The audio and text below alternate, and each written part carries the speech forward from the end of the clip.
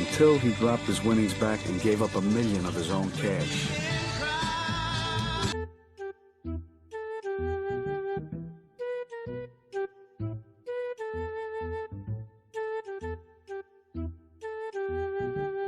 Yes, I was a member, but I was forced into this way of life. Hey, look.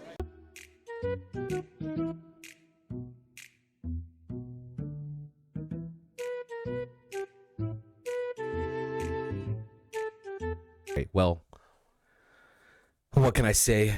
Not the result I was expecting based on recent results, I would say.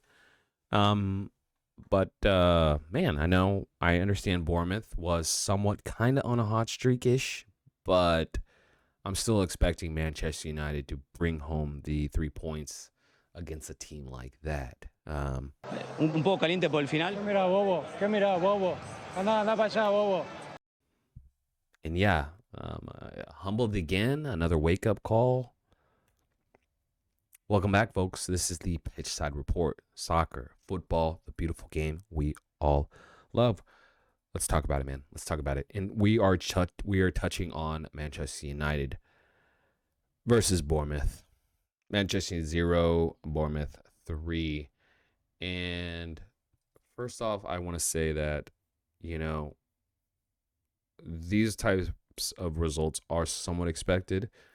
I don't know, 6th, 7th game from the manager. I'm not trying to bring up excuses. I'm just saying it's going to be hit or miss sometimes. Sometimes we're going to miss it, and sometimes we're going to hit, right? We hit with City. Okay, we miss with Tottenham, and we miss with Bournemouth. Okay, that's just is what it is, He's experimenting with certain players in there. Not like I talked to him, but you can tell he's experimenting with players that we know that just don't work. So you're right. Yeah.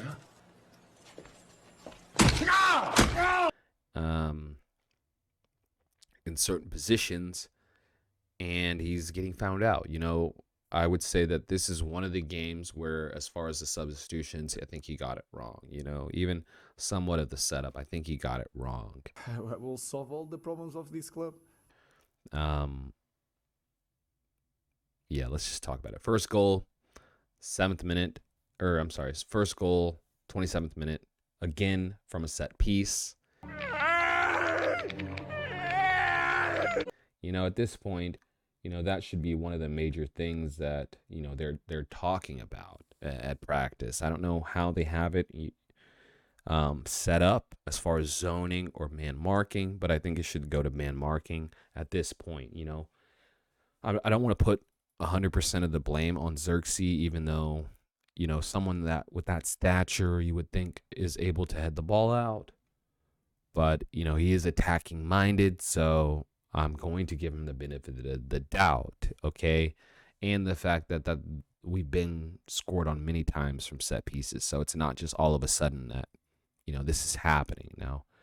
Still should be something that needs to be focused on, and, I'm not going to harp on it too much, but yeah, not what you're wanting to see. And even from then, just like Man City, I'm expecting us to come back, at least with a little bit more vengeance. You know what I'm saying? I think something should also be said about Kobe Mino. I don't think he should be an 8. I think he should be higher up on the field. And I also think that people should take into account, he's young, learning a new position. So he's going to get caught out. He just doesn't look that good defensively. And it's, like I said, I think he's a more attacking-minded player. It's like if you put Yao Felix in the 8. You know what I'm saying? It's just not the best move. Probably should keep him up as more of attacking, especially in this type of league or depending on the opponent. So, of course, on Twitter, people are talking shit. Of course, there's racism going on. But we're not here to really discuss deeply on that because, everybody as a professional, if you're playing like shit, you kind of deserve a little bit of shtick. That's why you get paid the big bucks. But, I still think that people should take a little chill pill, understand that he's learning a new position, and he's at least humble about the process. So let's give him the time and show him a little more respect. But then again, yes, we're here to perform. But I would also state that he probably shouldn't be a starter. He should come on, be able to learn what he's doing before he's on the field or get the flow for what he's trying to do and not be relied upon as someone that's going to take us, you know what I'm saying? Like as a Bruno would be, he's the captain, a lot older, much less mature, and a player that is really, really hit or miss. If he's hitting, he's on. If he's missing, he's fucking off. So, yeah, 2 down. And then not much longer after that, 3 down. And, on this one, it's frustrating, man, because, yeah, you always have hope, but 3-0 down, the way it's looking, yeah. Body language, you can just tell sometimes that the people are broken. But, again, just like this, I think people should have patience. I'm sure this guy's clowning troll football, but I think that he will come around. Ralph Ragnick did say this a while back, and he was spot on. I don't think so, but I mean, any owner should, if you analyze the situation, it's not that difficult to analyze. The team needs a rebuild, not because some players have to go, but quite a few players have no contracts anymore. Their contracts are expiring. And therefore, for me, it's clear that there will be, 6, 7, 8, maybe 10 new players. And then before you sign those players, you need to be aware, how do you want to play? What kind of football does the new manager want to play? And then take it from there and then bring every single player fitting into that kind of profile. Yeah, so he needs a lot more time. He needs a lot more time for people to really put, massive expectations on him. To consistently win. We will be up and down like a roller coaster until the end of the year. And I think that people should just focus on the players that we should work with in the future and really just have fun bantering the other teams who, like Arsenal, you know what I mean? They don't have much room to go. So sucks for them. You know what I mean? Teams like Tottenham, sucks for them because they think they're good and they just never will be that good.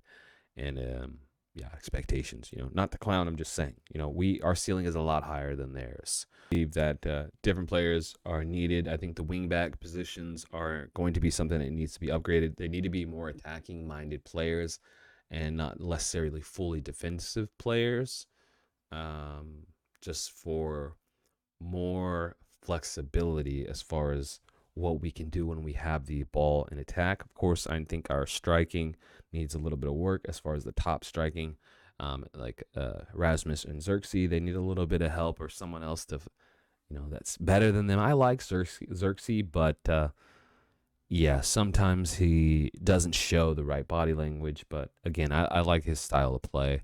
I don't care for Rasmus, so that is what it is. And I don't think Bruno should be the captain, but these things are what they are. The season's going to keep going. I'm still going to be watching. I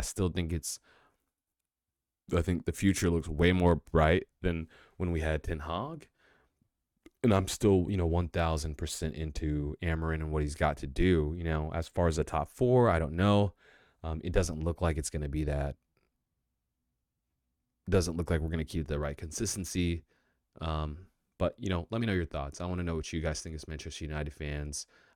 What changes do you think that can help? Do you think it's new players that we need? Obviously, even respect to Ten Hag, the players were not good enough for what he was trying to do, and they're not good enough for what Amarin has to do. I'm not saying that we need to get rid of all of them. I'm just saying 2 or 3 can really help us.